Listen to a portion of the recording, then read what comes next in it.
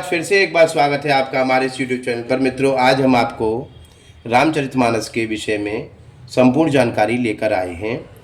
रामचरितमानस क्या है, इसका अध्ययन किस प्रकार किया जाता है, इसका पाठ किस प्रकार किया जाता है, आज हम आपको इससे संबंधित समस्त जानकारी अपने चैनल राधा कृष्ण माध्यम से देना चाहते हैं।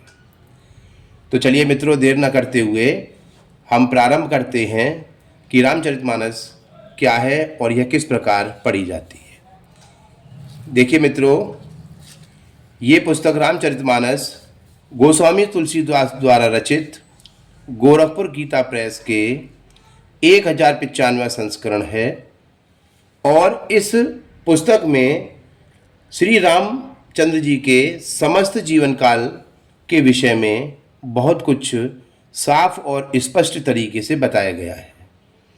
कहा जाता है कि सतयुग में महर्षि वाल्मीकि जी ने रामायण की रचना की थी, किंतु रामायण संस्कृत में होने के कारण आज के समय में प्रत्येक व्यक्ति उसका पूर्ण अच्छे से अध्ययन नहीं कर पाता। तो कहा जाता है कि वाल्मीकि जी ने ही इस समय जन्म लेकर और रामचरितमानस की स्थापना की, उसकी रचना की, जिसे प्रत्येक व्यक्ति पढ़कर अपने जीवन में उतार सके और अच्छे कर्मों को कर सके। तो आगे हम इसमें स्पष्टता से वर्णित करते हैं कि सर्वप्रथम रामचरितमानस पुस्तक का रखरखाव हमें किस प्रकार करना चाहिए। देखिए मित्रों, रामचरितमानस की जो पुस्तक है वह बहुत ही पवित्र पुस्तक है। इसको हमेशा अपने घर के मंदिर में साफ स्वच्छ स्थान पर रखनी चाहिए। इसको रखने के लिए लाल वस्त्र, पीला वस्त्र या गुलाबी वस्त्र का प्रयोग किया जाना चाहिए। जैसे मैंने इस वस्त्र में, अपने लाल वस्त्र में इस प्रकार से रामचरितमानस को ढककर रखते हैं और जब इसका अध्ययन करना होता है तो हम इसको इस प्रकार खोल लेते हैं। दूसरा इसका महत्वपूर्ण नियम यह है कि जब भी हम इसका पाठ करें या इसका अध्ययन करें तो हमें इसके पूर्व उसमें पूजा करनी चाहिए। आज हम आपको इसी से संबंधित समस्त जानकारियाँ दे रहे हैं। अगर आपको हमारा ये चैनल पसंद हो तो आप लाइक करें, शेयर करें और सब्सक्राइब करें, ताकि हम ऐसी ही अन्य वीडियो को आपके अपने चैनल के माध्यम से आपको दिखा सकें। अब हम आपको बताते हैं कि रामचरितमानस को पढ़ने के 3 नियम हैं। पहला नियम होता है जिसे हम बोलते हैं अखंड रामायण। अखंड रामायण के अंतर्गत क्या किया जाता है मित्रों, कि अखंड रामायण को 24 घंटे के अंदर संपूर्ण किया जाता है। अर्थात हम किसी भी शुभ दिन, जैसे सोमवार का दिन है, भगवान शिव, मंगलवार का दिन है और पूर्णमासी है और महीने के कोई भी शुभ दिन को हम इस रामचरितमानस का पाठ कर सकते हैं, जिसे हम अखंड रामायण बोलते हैं। दूसरा इसका पढ़ने का नियम है निर्वाण पारायण। इसमें क्या होता है कि यह रामचरितमानस का अध्ययन हमको 9 दिन के अंतर्गत करना होता है, जिसमें विश्राम गृह होते हैं। हम एक अध्ययन करने के बाद विश्राम करते हैं, फिर दूसरा। इस प्रकार हम 9 दिन के अंदर, जैसे कई बार होता है कि व्यक्ति नवरात्रों में रामचरितमानस को पढ़ने का प्रण लेता है, तो उन 9 दिनों में ही हमें रामचरितमानस को संपूर्ण करना होता है। और तीसरा इसका नियम है मास पारायण। मास पारायण का अर्थ होता है कि 1 माह में संपूर्ण रामचरितमानस का संपूर्ण करना। इसमें व्यक्ति को अध्याय वाइज और एक विश्राम देते हुए 1 मास में इसको पूर्ण करना होता है। इसे हम बोलते हैं मास पारायण अध्ययन। तो इसी हम आगे बताते हैं मित्रों। चलिए अब हम आपको बताते हैं रामचरितमानस को पढ़ने से पूर्व हमें किस प्रकार की पूजा करनी चाहिए। सर्वप्रथम एक स्वच्छ स्थान या मंदिर में आप बैठ जाएं, साफ शुद्ध कपड़े पहनकर। तत्पश्चात एक चौकी को, इस तरीके से एक चौकी को आप स्थापित कर लें और उसमें आप सर्वप्रथम भगवान गणेश जी लड्डू गोपाल, या आप जिस भी देवी देवता को सर्वाधिक मानते हैं या आपके कुल देवी देवता हैं या आपके इष्ट देव हैं, आप उनको भी उस चौकी पर रख सकते हैं।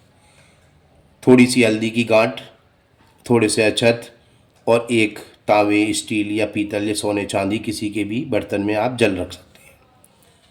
इन सभी चीज़ों को रखने के बाद एक घी का दीपक रामचरितमानस के सम्मुख जलाएं और रामचरितमानस के सम्मुख जलाने के तत्पश्चात आप अपने इष्ट देव का ध्यान करें और कहें कि मैं इस रामचरितमानस को पढ़ने जा रहा हूँ, जाने अनजाने में मुझसे किसी शब्द की त्रुटि हो तो हे ईश्वर, आप जिसको भी मानते हैं उनका नाम लेकर क्षमा याचना करें।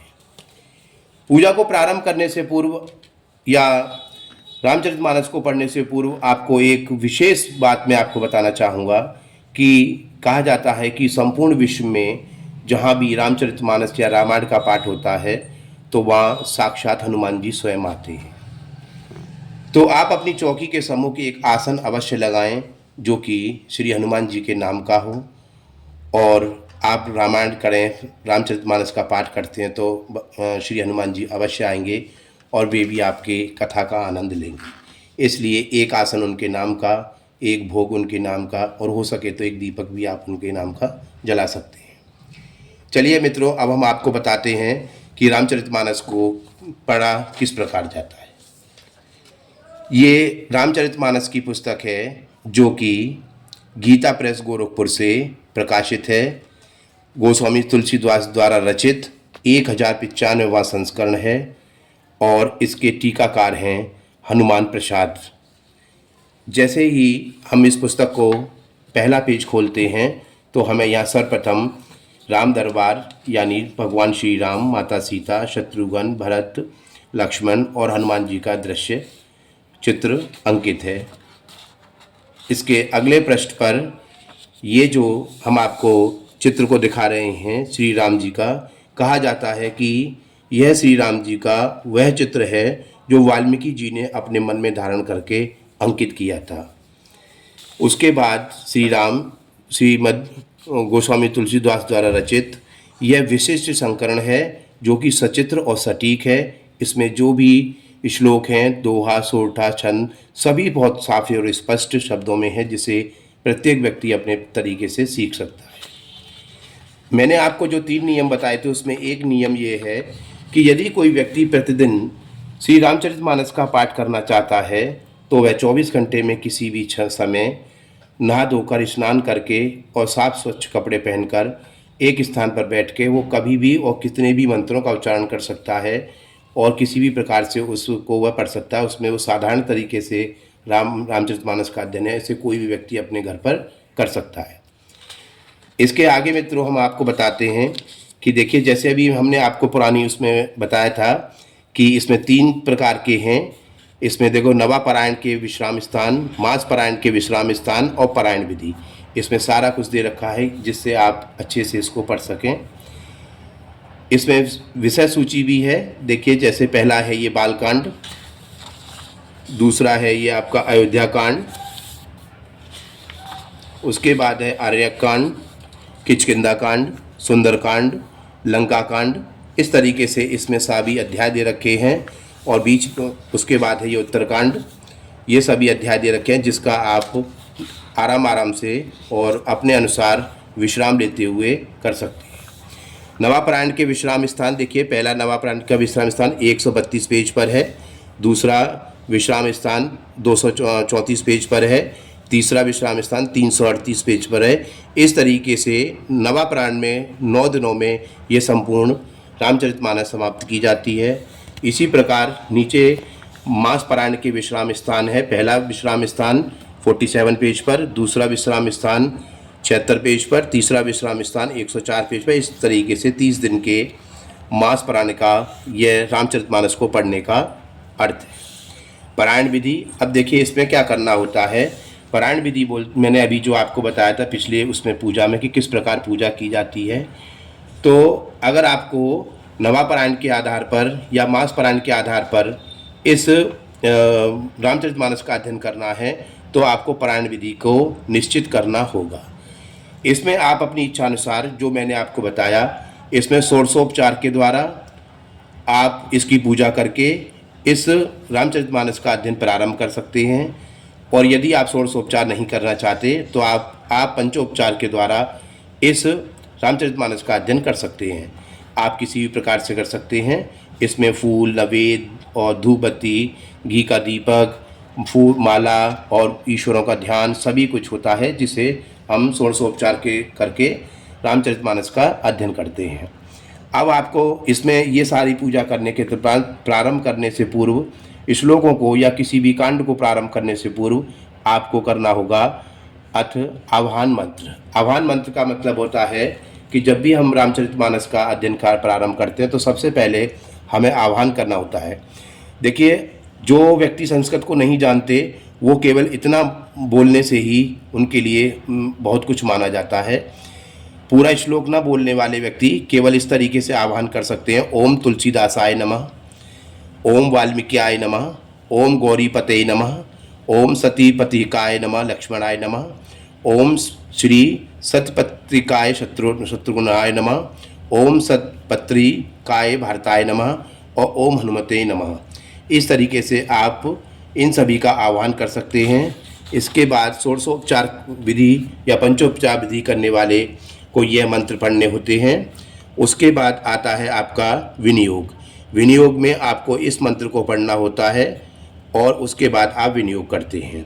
उसके बाद आता है अथ आचमन उपयोग। आचमन में आपको क्या करना होगा कि आप सीधे हाथ में जल लें और इस मंत्र का उच्चारण करें। और मंत्र का उच्चारण करने के बाद में यदि आप मंत्र का उच्चारण नहीं कर सकते तो आप ओम श्री हरि विष्णु, ओम श्री हरि विष्णु, ओम श्री हरि विष्णु बोलकर उसे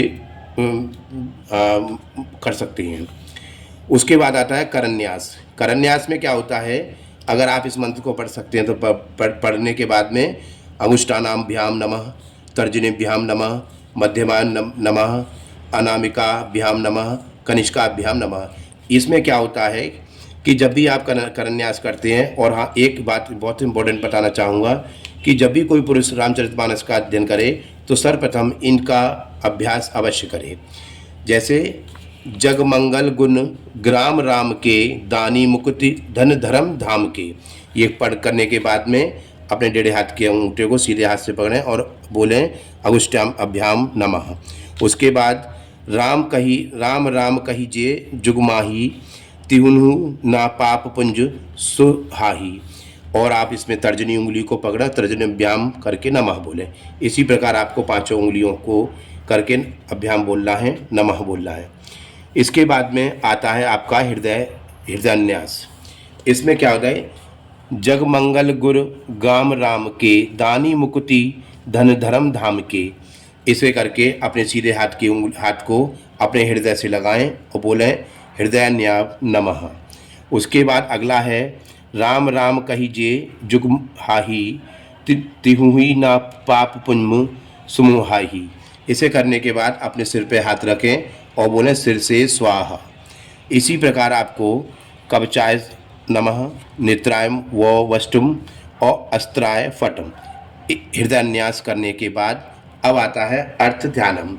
अर्थ ध्यानम में आपको सभी का ध्यान करते हुए इस रामचरितमानस को आगे करना है और आगे इसका अध्ययन प्रारंभ करना है। और यहाँ पर भगवान विष्णु का एक स्वरूप दिया गया है। इस स्वरूप को का आप दर्शन करें, इनको चरण स्पर्श करें। चरण स्पर्श करने के उपरांत आप वहीं अब मैं रामचरितमानस को प्रारंभ करने जा रहा हूँ। तो आपको रामचरितमानस की ये मेरी जो विधि है आपको कैसी लगी कमेंट बॉक्स में बताएं और मेरे इस चैनल पर हर हर महादेव अवश्य लिखें। और अब नेक्स्ट वीडियो में मैं आपको बताऊंगा कि प्रथम सोपान यानी बालकांड से हम किस प्रकार इनका अध्ययन प्रारंभ करेंगे। धन्यवाद।